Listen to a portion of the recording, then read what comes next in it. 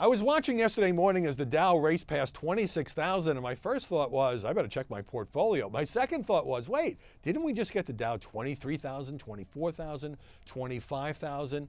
And then my third thought was, how much of this has to do with President Trump? You know, I was on Fox Business with Stuart Varney. He was mad. He was really angry. He feels that the mainstream media don't give the president enough credit for this surge on Wall Street.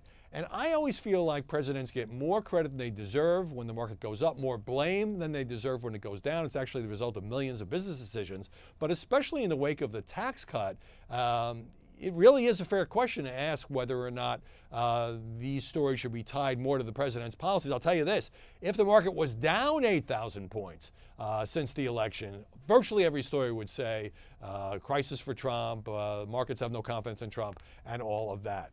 Now this actually translates into a question about the president's poll numbers, because he tends to get his highest marks on the economy and jobs, and yet with the economy doing so well, there are even stories about businesses having trouble finding enough workers, having to offer raises and more vacation days. We're essentially at full employment.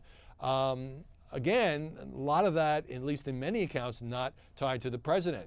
But despite the booming economy, his poll numbers are not that great. A new survey out yesterday from Politico and Morning Consult has this report card format, which I'm not crazy about. It says 34% of those surveyed gave the president an F for his first year.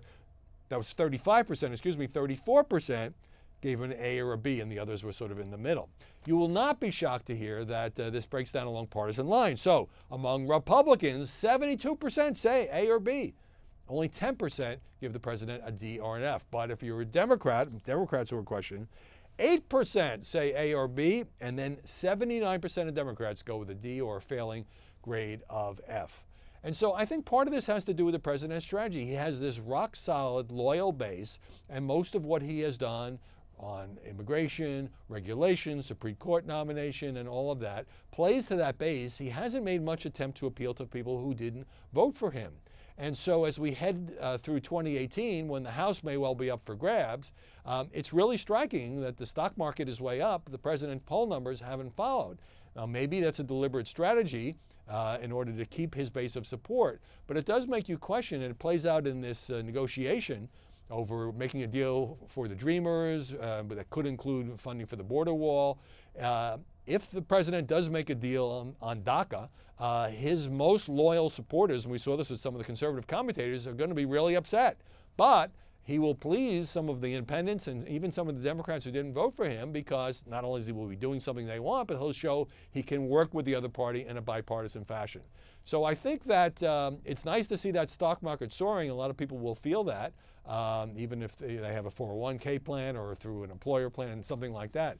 And at the same time, the president stays on this path. It looks like his poll numbers aren't moving very much, and that could have a big impact in 2018.